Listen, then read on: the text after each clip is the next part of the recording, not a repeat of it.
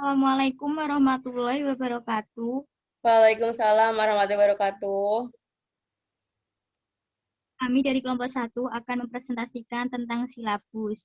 Saya Sarmila Dharma, nomor NIM 20030460818.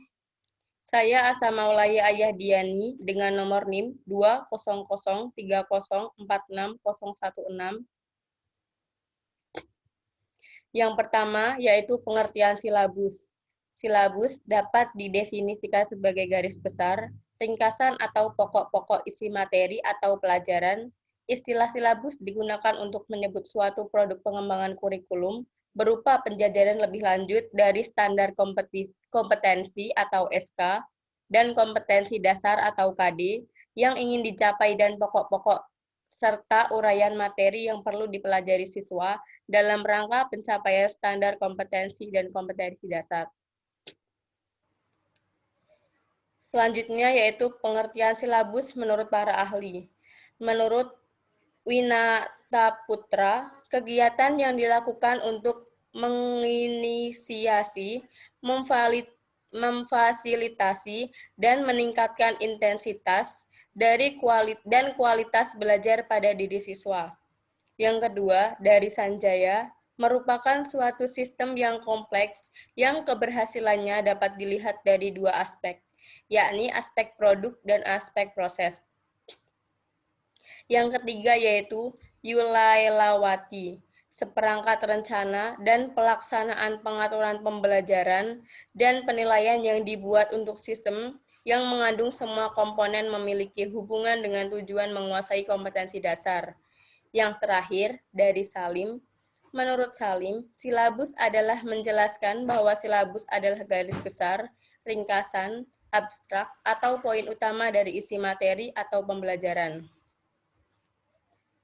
Selanjutnya, berdasarkan pendapat para ahli tersebut, pembelajaran merupakan suatu proses dalam mencapai sesuatu, di mana pada proses tersebut dapat meningkatkan kualitas siswa, misalnya dari segi hasil belajar.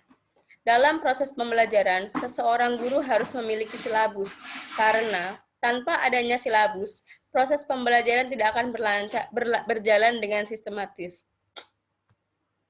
Selanjutnya, landasan pengembangan silabus yaitu pada pasal 17 ayat 2 dan pasal 20 Peraturan Pemerintah Nomor 19 Tahun 2005 tentang Standar Nasional Pendidikan yang menyatakan sekolah dan komite sekolah atau madrasah dan komite madrasah mengembangkan KTSP dan silabusnya berdasarkan kerangka dasar kurikulum standar kompetensi kelulusan. Di bawah supervisi dinas kabupaten atau kota yang bertanggung jawab di bidang pendidikan untuk SD, SMP, SMA, atau SMK, dan departemen yang menangani urusan pemerintahan di bidang agama untuk MI, MTS, MA, atau MAK.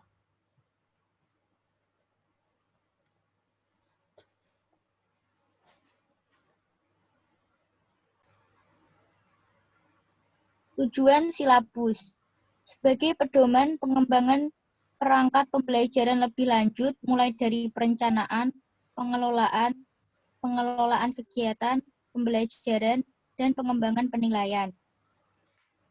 2. Merupakan sumber pokok dalam penyusunan rencana pembelajaran. Kait rencana pembelajaran untuk satu standar kompetensi maupun satu kompetensi dasar. 3. Sebagai pedoman untuk merencanakan pengelolaan kegiatan pembelajaran. Misalnya kegiatan belajar secara klasikal, kelompok kecil, atau pembelajaran secara individual. Demikian pula, silabus sangat bermanfaat untuk mengembangkan sistem penilaian.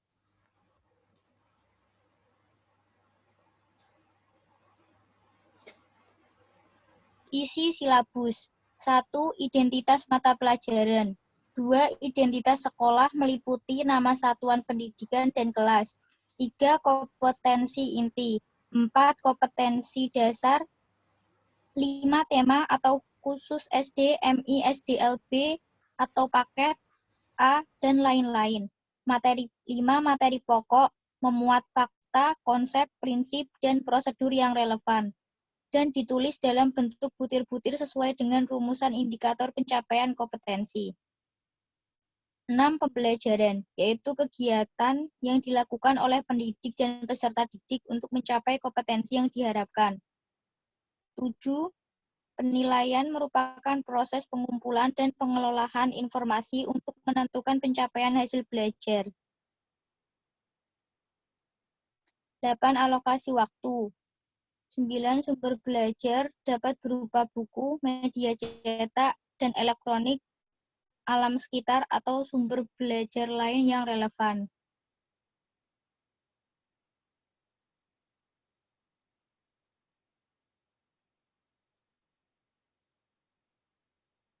Prinsip silabus. 1. Ilmiah, yaitu keseluruhan materi dan kegiatan yang menjadi muatan dalam silabus harus benar dan dapat dipertanggungjawabkan secara keilmuan. 2. Relevan, yaitu cakupan, kedalaman, tingkat kesukaran, dan urutan penyajian materi dalam silabus sesuai dengan tingkat perkembangan fisik, intelektual, sosial, emosional, dan spiritual peserta didik. 3. Sistematis, yaitu komponen-komponen silabus saling berhubungan secara fungsional dalam mencapai kompetensi. 4. Konsistensi, yaitu adanya hubungan yang konsisten antara kompetensi dasar, indikator, materi pokok, pengalaman belajar, sumber belajar, dan sistem penilaian.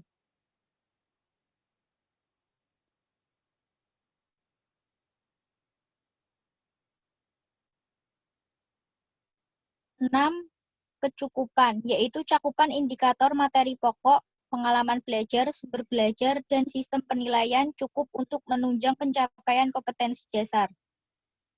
7. Aktual dan kontekstual, yaitu cakupan indikator, materi pokok, pengalaman belajar, sumber belajar, dan sistem penilaian memperhatikan perkembangan ilmu, teknologi, dan seni mutakhir dalam kehidupan nyata dan peristiwa yang terjadi. 8. Fleksibel. Keseluruhan komponen silabus dapat mengakomodasi keberagaman peserta didik, pendidik, serta dinamika perubahan yang terjadi di sekolah dan tuntutan masyarakat. 9. Menyeluruh, yaitu komponen silabus mencakup keseluruhan ranah kompetensi atau kognitif, afektif, psikomotor, atau sesuai dengan esensi mata pelajaran masing-masing.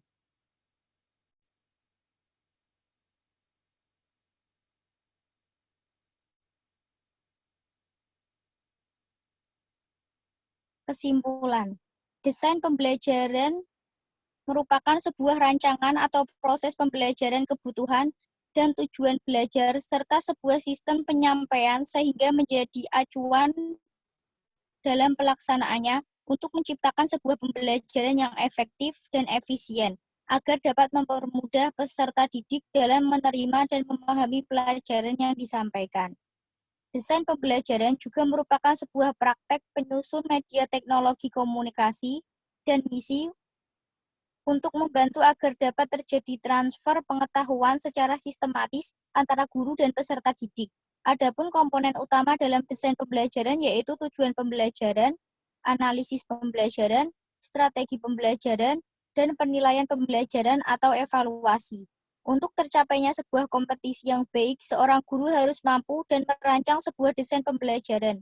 Di dalam sebuah pembelajaran, seorang guru harus memiliki silabus, karena akan menunjang pembelajaran yang sistematis.